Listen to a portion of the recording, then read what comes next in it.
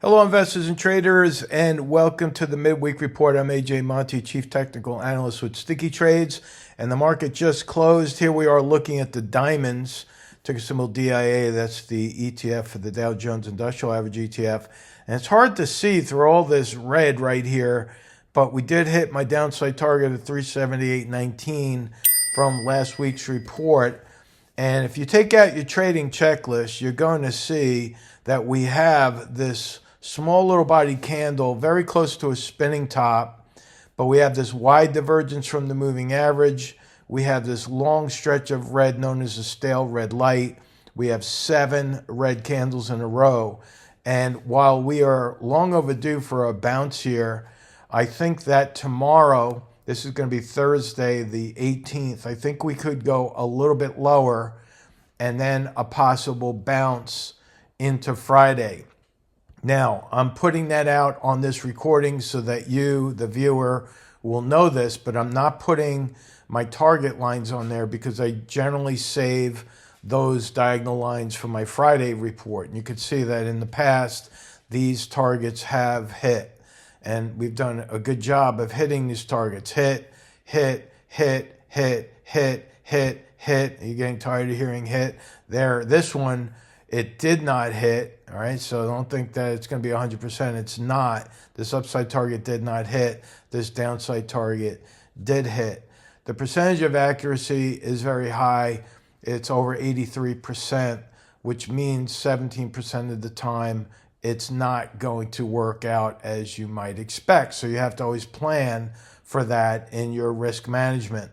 So again, I think a little bit lower tomorrow, then a possible rally, short covering rally into Friday. We might see some green here show up on the volume candles there. You can see that the stochastic is starting to go up. The CCI is going up. That's a positive divergence, but we do not yet have a buy signal on the CCI. Now, looking at IWM, we have a bearish engulfing with hardly any shadow underneath that candle. Hence the reason why, again, I think we could see a little bit lower tomorrow than a bounce. Now, I just want to make a quick point here. Once we start to pivot higher, you have to understand that this moving average is going to curve down in a more dramatic way because the price is so far below it right now. So you're going to see this moving average accelerate in its turn lower, at which time that moving average is going to act as resistance. Remember what I talked about 2 weeks ago on the weekly market report. I talked about role reversal, where support here held, support here, here is now broken, and that turns to resistance. That could be drawn on a horizontal line. It could be drawn and applied to the moving averages. It could be applied to trend lines and such, and channel lines as well.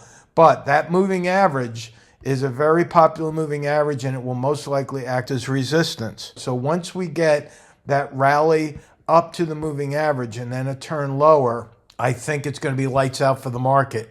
I still think we're a couple of weeks away from that, but it's certainly not looking positive at all. And by the way, if you like what you're hearing right now, if you're learning, hit the subscribe button and make sure you share this video with your friends and family, because this is absolutely phenomenal what the charts are giving us here with such a high percentage of accuracy on price targets. All right, moving right along to the Qs. This was absolutely incredible. The Qs took a big hit today, and if you look down below right there, we filled that gap. This was a gap that was left back in February, on February 22nd.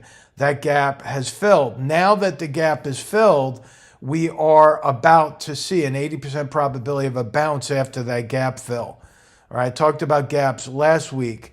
80% of the time gaps fill, then once they fill, there's an 80% chance prices will reverse from there. However, there's a wrench thrown into this cog with the gap, and that is an increase in volume on the way down with a bearish engulfing.